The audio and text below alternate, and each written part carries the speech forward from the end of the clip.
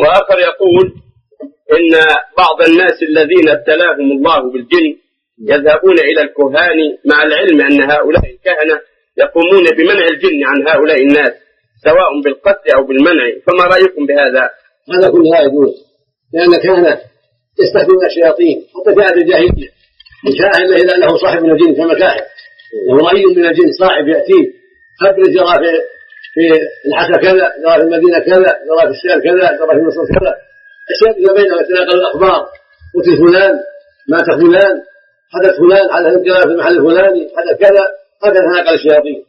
يظن الجاهل أن هذا الكاهن أو هذا الضمان يعلم الغيب، وإنما الشياطين تكتب له بعض الأخبار، فيتظاهر للناس أنه عنده معلومات وأن عنده معلومات عن الغيب، وأن يطلع على كذا وأن يطلع على كذا.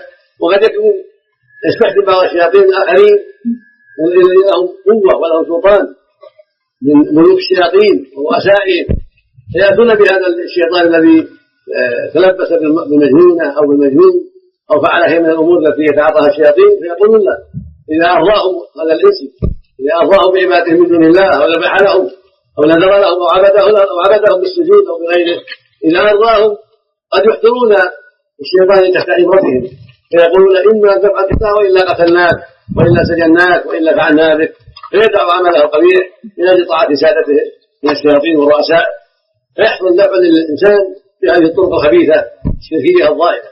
هذا ليس بعذر ولا يجوز اتيان هؤلاء أبدا، ولو قدر أنه لم ينتفع به بعض الناس، فوجود بعض النفع لبعض الناس من طريق الشرك ليس بعذر.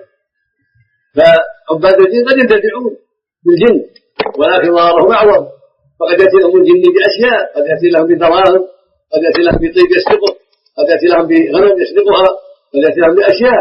هذا مو عذر في عبادة الجن واتخاذ ما لا يتم مع الله، نسأل الله العافية.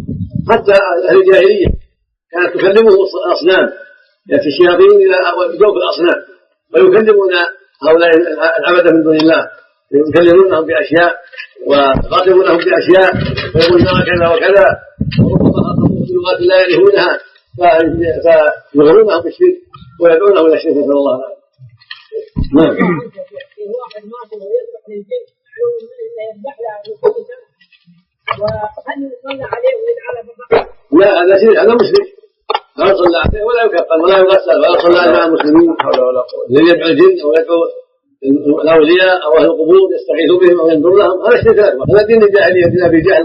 والله العافيه. خزائن الرحمن تأخذ بيدك إلى الجنة.